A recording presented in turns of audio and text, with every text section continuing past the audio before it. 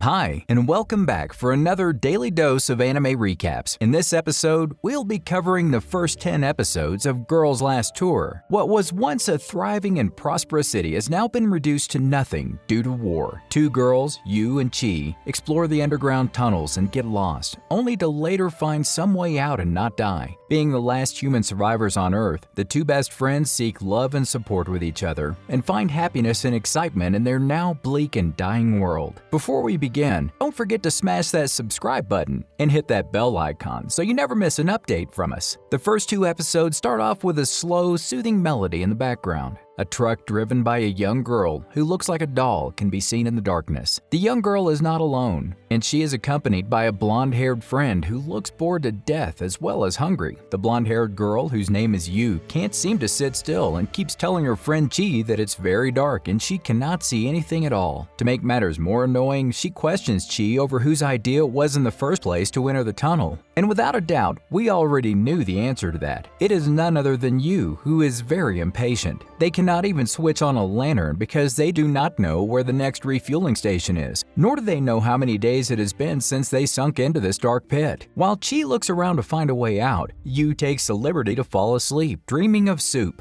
Chi also takes a break and cuddles close to Yu to get some warmth in the freezing tunnel. Slumber takes Chi along with nightmares of her distant past. We are met with images of men in military gear, a war zone scenario, and the two girls caught in between. She could see a man in the distance, a familiar man whom they both loved, wave goodbye to them as they embark on a cold journey. Chi wakes up from the nightmare, tears cascading down her cheeks, and a cold breeze sends chills down her spine. We are not one bit surprised to see that Yu has Chi's hand completely in her mouth, dreaming that it is some kind of delicacy. Chi pulls her hand out and unfortunately sees it covered in gooey saliva. Disgusting enough, but this saliva comes in handy when Chi could tell there is some breeze blowing, which means there could be a way out. A tight slap straight on Yu's chubby cheeks to wake her up, and they're off to find their door to freedom. Yu uses her saliva as a compass to guide them through the dark underground maze, and luckily enough they find a way out. Finally, the two escape the dark pit and come out into the open sky. Yu doesn't wait long before she proposes they should celebrate by having soup now. Chi manages to cook some soup for the two of them from their last batch. The warm soup warms up their little stomachs, making them feel heavenly. Yu, the master of silly questions, asks Chi what will happen to them if the sun comes out. And just like that, Chi tells her that they would burn to death. Before the two could argue anymore, a series of shooting stars grabs their attention. It's shooting practice time and Yu is a pro at it, missing only one can and knocking down the rest. They then scavenge around for food supplies and come across a series of abandoned guns, tanks, and finally an airplane. The two climb inside the rusted plane and search around for food. They come across explosives, which they save for future use, and even hit a jackpot, a crate full of rations. Just like best friends, they transfer all the food onto their truck, and Chi evenly divides a bar of chocolate amongst each other. However, a point comes when only one chocolate piece is left, and Yu snatches it and points a gun at her so-called friend. Taken aback by her insensitive behavior, Chi watches in utter astonishment how Yu eats up the whole piece. The two get into a heated fight, which ends up in them both laughing. They then lie down together on top of the airplane and just enjoy each other's company. The two girls make their journey forth in the blazing snowstorm that shows no hints of slowing down. While Chi drives, Yu is busy making snowballs and asks Chi where they're headed.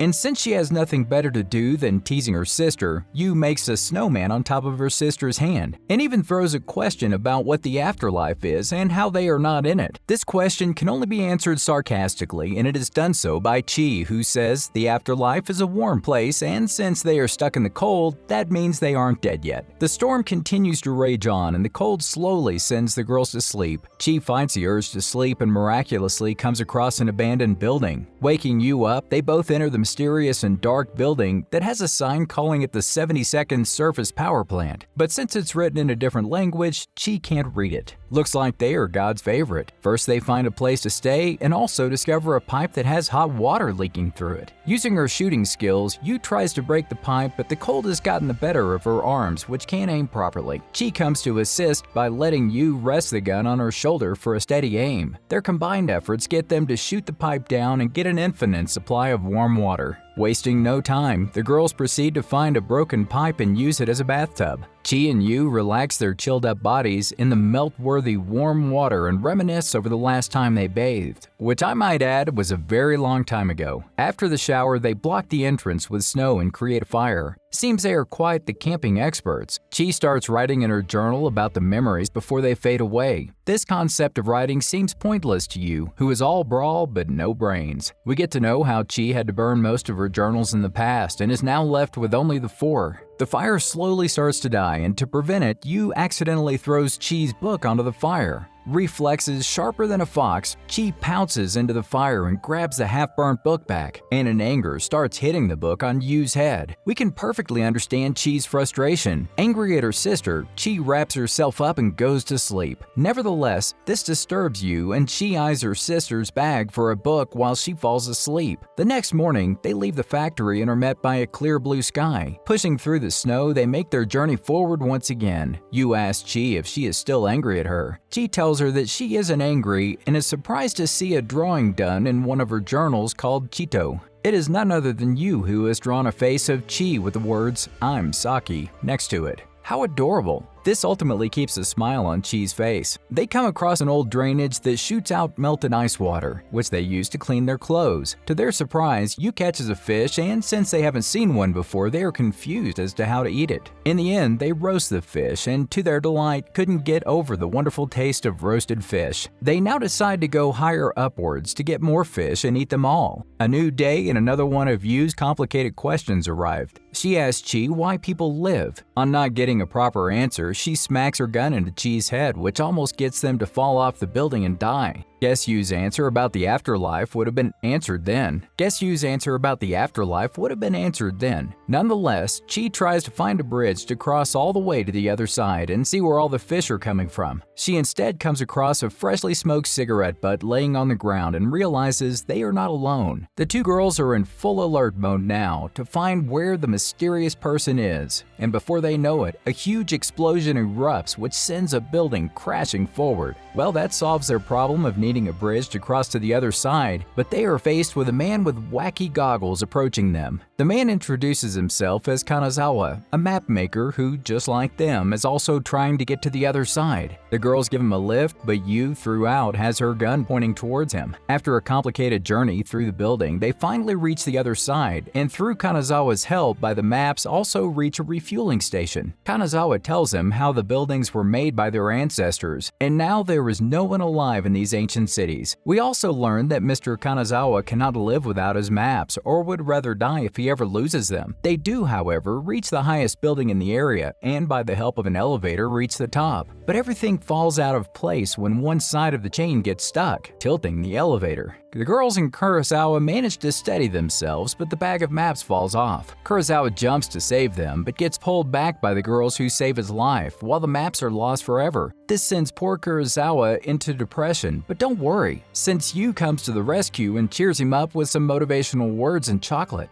Night comes and the whole place has its streetlights turned on automatically, giving it a pleasant view. Finally, Kurosawa makes the effort to move on from what happened, and he goes his separate way from the girls to another journey, giving them his camera as a parting gift. Moving on, Chi drives the car and tries to find a way out of the town. Yu messes around with the camera. She even distracts Chi to take a picture of her face, which leads them to crashing into one of those scary stone pillars and having it fall on their heads. Serves Yu right, but not Chi. The two make their way towards a glowing building that they saw earlier, hoping that it would lead them to some answers about this new place. Along the way, they see more statues, and after going through the camera, Chi could see that the statues have different things over their heads. One has a wren while the other has something growing out of it. They also find out that the camera can store up to 52,000 pictures. They eat cheese together, but then again, they don't know what cheese is. This sends a question down Yu's mind, and she asks Chi, if the food that they eat breaks down, then how come the pictures that they take stay forever? Wise words, Yu. Very wise words. This makes Chi place the camera down and set it on auto picture and stands next to her sister and takes a picture, a memory that they could never forget. They reach the entrance of the glowing building, and on inspection inside, Chi comes to the conclusion that it is a temple, or in other words, a place where God lives. This theory is confirmed when they see writings on the wall calling this 400-year-old temple where 3 gods lived. While Chi reads the writing slowly, the light in the lamp dies and they are trapped in darkness. Yu calls out Chi's name, but she doesn't answer, and this makes her realize how alone she is without her sister. She does, however, later bump into Chi, and they are both in a room that is filled with bright white light that is blinding for the eyes. Their vision adjusts to the room, and they see 3 stone statues, but this time these statues have a more feminine touch to them. The whole room is beautifully made, but it is either metal or glass. This gets Yu to confess that when she was trapped in the darkness, she felt lost, but when she saw Chi, she felt safe and at home, and goes on to call Chi her god. They are back to journeying forward and witness magnificent houses that are standing tall and bold with loads of electricity and water, but sadly, no one living in them. Yu and Chi fantasize about living in these types of houses and how they too once had a house with a roof to live in, but that was all in the past. The 2 sisters could see the sun setting and so decide to stay the night and even start daydreaming about how they wish they had a bunker bed, a pantry, bookshelf, and so much more. These ideas keep them up all night. In the end, they are back to a cycle of resupplying and traveling the next morning. While Chu drives, she happens to fall asleep and almost bumps straight into a wall if it weren't for Yu who woke her up. They decided to sleep for a while, but before that, play a game of balancing rocks over each other. You can probably guess who won every game. Yes, it was Yu, who later even falls asleep like a baby. She also dozes off, but then gets tangled up in a nightmare where she is stranded on top of rocks and Yu bullies her. She then falls into the ocean and rides a fish, where once again Yu is present, but this time as a fish out to eat her. This topsy-turvy dream wakes Chi up with a bolt. It has started raining, and this makes Yu very happy, unlike Chi, who is trying to look for some shelter for them to stay in. Chi busies herself with her books, while Yu explores the caves they took shelter in. While exploring, she focuses on droplets that fall down and make a very soothing sound. Yu's mind starts to work as she sees magic in those droplets and uses helmets, cans, and whatnot to let the raindrops fall into and make the most soothing sound ever. Just like that, the girls create their own little music theater in which they sit close together and watch with peace and happiness glowing on their innocent faces. Talk about tough luck as the 2 girls' car is broken down and the heat is of no help, with Chi trying to repair the busted vehicle. Yu is least bothered since she is busy lazing around on the ground. Chi finally gives up and trying to get the car started and falls into hopelessness. Yu throws in the safety line and tells Chi to look back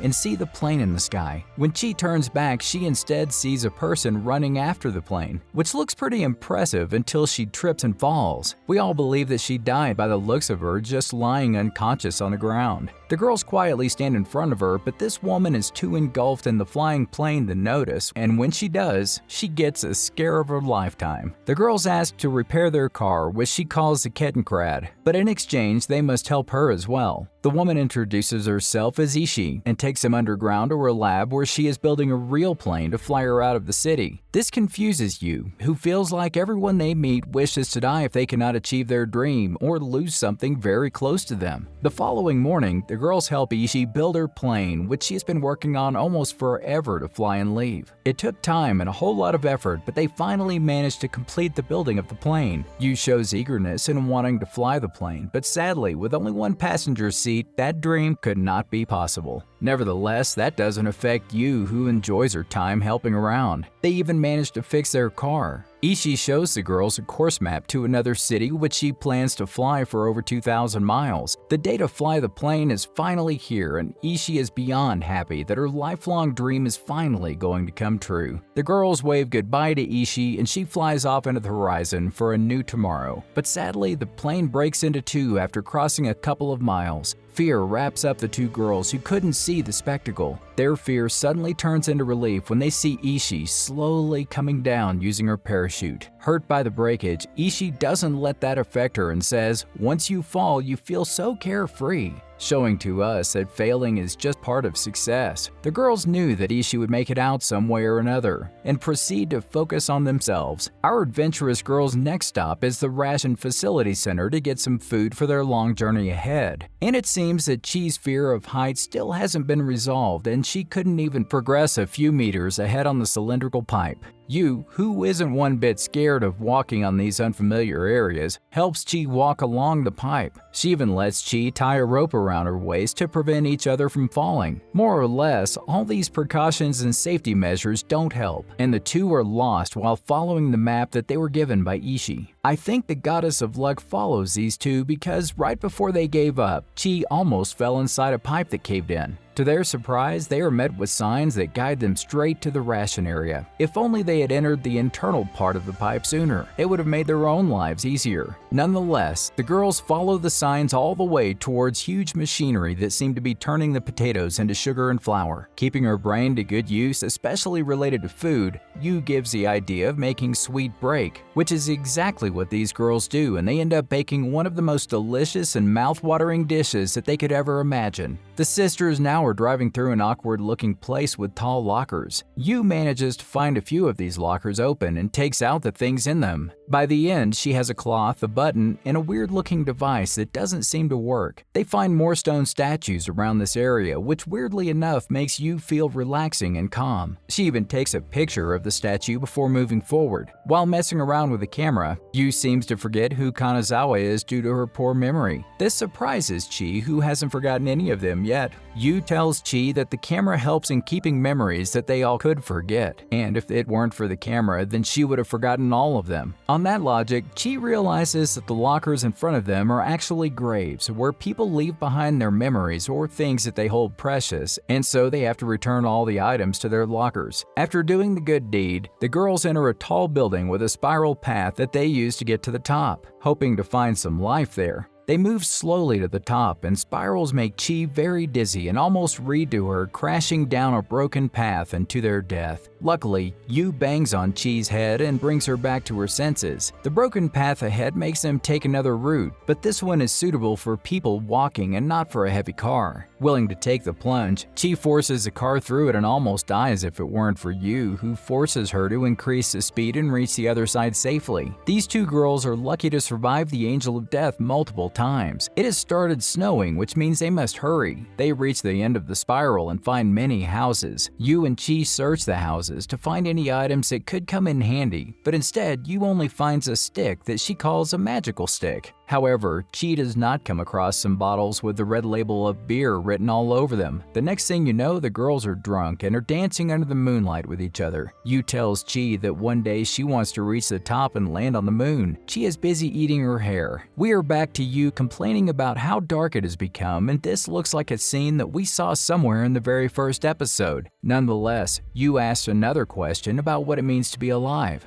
Chi tells her that it means to breathe and move for human beings. The place where they are in feels alive to Chi because machines are working. They hear a deep, loud voice ahead and are frightened to see a large machine with very long legs carrying metal pipes, something they couldn't believe existed. But what is even more interesting is that they finally find a fish they cannot catch since it is behind glass. Out of nowhere, they are met with a robot that could speak. Yes, you heard that right, it could speak, and it introduces itself as the caretaker of the fish, which they are absolutely not allowed to eat. Chi agrees to not eat, but in exchange for some information about the humans who built everything. The robot tells the way all the humans have died, leaving behind machines to maintain their infrastructure. Nothing could be done now except to enjoy some time swimming, where Chi almost drowns because she doesn't know how to swim, but Yu saves her once again. While the girls rest, they see the huge, long-legged machine start to dismantle the whole place due to malfunctioning in its code. The small machine asks the girls to destroy it, otherwise it and the fish may not survive. Yu volunteers to help and wraps explosives around the machine. Chi sets a detonator, and within seconds the machine is turned to dust. The girls then leave the facility, hoping that the fish and the machine survive for a bit longer. Yu and Chi stand waiting for a huge train. Upon its arrival, they enter it with mesmerized and surprised expressions. They stare through the window of the train, which goes at supersonic speed, but that interest dies down quickly, so they proceed to explore the empty train. During their search, they come across corpses of machines just lying around lifelessly. Yu finds one having a clock embedded into its head. Chi explains to her how humans before used to follow time to carry out their life activities, which was a hassle in itself itself. In their case, however, they calculate time by the amount of food they have. The train reaches its last stop and the girls come off to an unknown destination. Exploring is what they were born to do, and so they set off to see where they have landed. Yu tells Chi about a weird device she picked up that makes sound. Clear enough, it was a radio that Chi told her to keep back in the graveyard.